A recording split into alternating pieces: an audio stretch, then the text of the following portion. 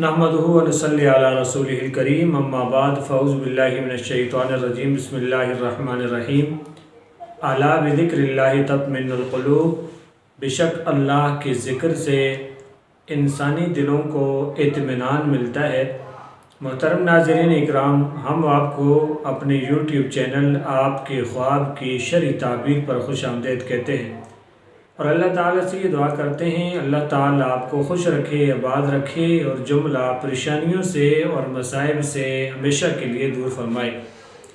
आज के इस वीडियो में हम ये ज़िक्र करेंगे कि ख्वाब के अंदर किसी पर जादू करने की शरई ताबीर क्या है। कि अगर कोई शख्स ये देख रहा है कि ख्वाब के अंदर वो किसी पर जादू करता है तो इसकी ताबीर क्या है। बहुत सारे अहबाब ने ये सवाल पूछा है। तो अगर कोई आदमी किसी और पर जादू कर रहा है तो हज़रत इब्न सीरीन रहमतुल्लाहि ताला अलैह ने इरशाद फरमाया कि जादू करने वाला बातिल, अबस और फजूल किस्म का कोई न कोई काम करेगा, किसी भी फजूलियात में ज़रूर मुब्तला होगा। और फरमाया कि बातिल किस्म का काम करेगा, नाजायज़ काम करेगा। और जिसके लिए जादू कर रहा है फरमाया कि वो फितने में मुब्तला होगा। जिसको ये देख रहा है कि मैं उसके लिए जादू कर रहा हूँ वो फितने में मुब्तला होगा। इसलिए कि जादू करना हराम है और जादू करवाना भी हराम है।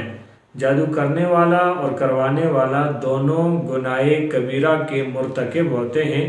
जादू से इंसान को बचना चाहिए, इसलिए कि जादू करना ठीक नहीं है। किसी को मुसीबत में डालना, तकलीफ़ में डालना ना ख्वाब के अंदर ठीक है और ना ज़ाहिरी तौर पर जागते हुए होश व हवास रखते हुए किसी को परेशान करना ठीक नहीं है।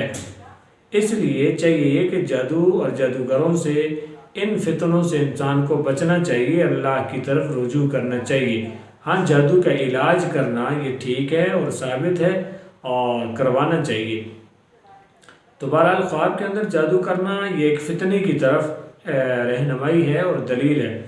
और बाज़ अहले मुआब्बिरीन हज़रात ने ये लिखा है कि ख्वाब के अंदर जादू करने वाला ये गुनहगार भी होगा और ये ख़ुद किसी न किसी फितने में मुब्तला होगा और ये झूठ बोलेगा और उस झूठ के ऊपर इसे सज़ा दी जाएगी और इसका झूठ पकड़ा जाएगा।